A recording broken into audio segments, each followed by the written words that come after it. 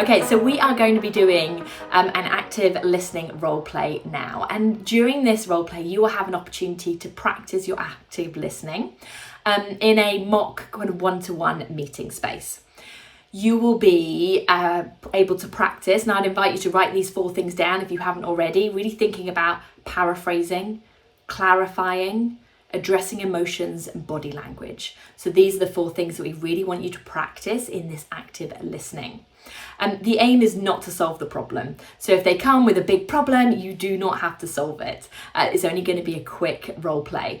But it's more, can you pick up on the language? So you can have a little bit of a play as well. When you're being the employee, have a little play to go, how are you going to mark the emotions or not?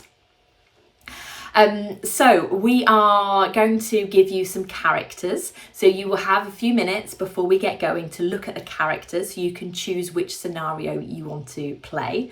And then you will be one of 3 roles, and then we'll switch, and then we'll switch again. So the 3 roles are a manager. So the manager will start the conversation and they will practice that active listening. There will be a direct report who will assume their character and talk about that scenario. And there will also be an observer, and the observer's role is to watch and see what goes on so that afterwards you can give each other some feedback. And I love doing role plays like this when there are 3 people, because when you just do it with 2 people, you kind of have that back and forth, but having that impartial observer that can watch and give some feedback on this worked well, continue this, and things to go, hey, why don't you consider spotting and changing something different as well. So as the observer, you have quite a crucial role as well. There is a link in the chat which has all the scenarios, so you can download that now if you haven't got it open already, so you can have a look at the different scenarios to choose. And there will be announcements, so don't worry, you don't need to keep an eye too much on time, because we will be putting announcements throughout the chat or throughout the time to say, switch now, move to this, make sure you're doing this. So are there any questions before we get going? Any questions at all? You will have 5 minutes just to kind of read through the role play, but any questions before we get going about how this role play scenario will work? Fabulous, enjoy, and you will now be put into breakout rooms for your trios. Have fun. Okay, Emma, how from a scale of 1 to 10, how are you feeling today? I would say I'm at about a 6. I mean, I'm really excited. I know it's the first week joining, the first couple of weeks, and really excited to meet the team. Like, the project seems really great, almost like what we talked about in the interview, and everyone seems very talented in their fields, and the project seems very exciting. So I'm really, really excited about that. Yeah, of course, as you know, it's just a bit overwhelming with all the documents that I have to go through and the different templates. So Matt last week also walked me through one of the documents that we have on Notion, but it was a little bit confusing because I guess it's a little bit different from how I was working before. But I'm trying to basically adjust and balance the time so I also don't fall behind on, obviously delivering and getting things started. Yeah, but otherwise, I'm okay. I'm adjusting quite well. It's a good week. Right. I can hear that there's a lot of things happening at the same time for you right now. Yes, there is a lot. I think maybe it's attributed to the fact that it's onboarding time, and but there's just a lot to figure out and a lot of templates to go through. So I'm struggling a little bit with those, but I feel that maybe if I take some more time this coming week, I might be able to get through. And can you walk me a bit more through? So you mentioned you're struggling a bit right now. Can you tell me about what specifically you're struggling with? Yeah, I feel like the templates, so the Notion pages that have been shared with me, it's just a bit hard to understand the workflows at the moment, because I think the way it's organized is a little bit different. And I feel like there's a bit of pressure for me to get it all done this week. So I don't know if there is enough time. And then in addition to also knowing when to actually kick off the actual projects I'm supposed to be working on. So I think I'm just struggling with a bit of pressure, and also timeline wise, how soon do I need to get through all these pages? Right. And where is that pressure coming from? Yeah, that's a good question. Yeah, I think I'm just eager to perform and get things done. And also because I think based on the schedule they sent for onboarding, the Mhm. onboarding is supposed to last like 2 to 3 weeks. And I know we're already getting to the second week. So I feel that I should be already up to speed with things. So Okay. I don't know what your thoughts are on that. Maybe there's something I'm just doing that I shouldn't be doing. Right, okay. No, that's a very fair question. And I can understand that as you just recently joined, there's a lot of excitement, right? And you're feeling positively nervous about wanting to contribute, since you mentioned you've got a very great and talented team.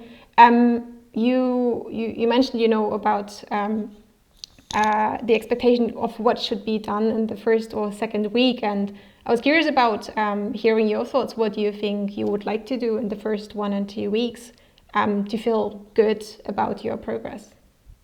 Yeah, that's, I think what would help me in this facility is just to kind of prioritize a bit to know what I actually need to get through first and what I can leave for maybe week 3, week 4, because I know there's a lot Yeah. of documents to go through and maybe some of it is not super relevant for me right now. So just to understand what is the priority, what are the documents I need to go through week 1, week 2, week 3, Mm-hmm. and then what are things that can wait for a little bit so that I can also have time to actually get started with my own personal projects. So that would be Mm-hmm. all to That's have actually a great. priority list. Yeah. Yeah, that's actually great feedback. I think we could take on board just to kind of clarify and break it down more into what can be expected to be done in week 1, week 2, and week 3 to hopefully also reduce the pressure and the stress on the new joiner. That's actually really valuable feedback. Thanks for sharing, Emma.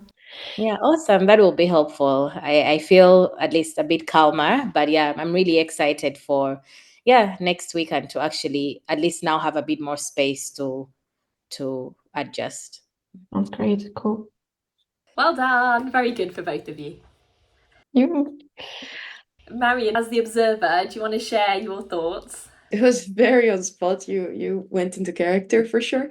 From the manager side, I noticed how you like waited until the direct report finished with all her explanation, and you dove deeper and you were actively listening, showing that you were interested by doing the recap or the paraphrasing and asking her again to explain further, go into detail.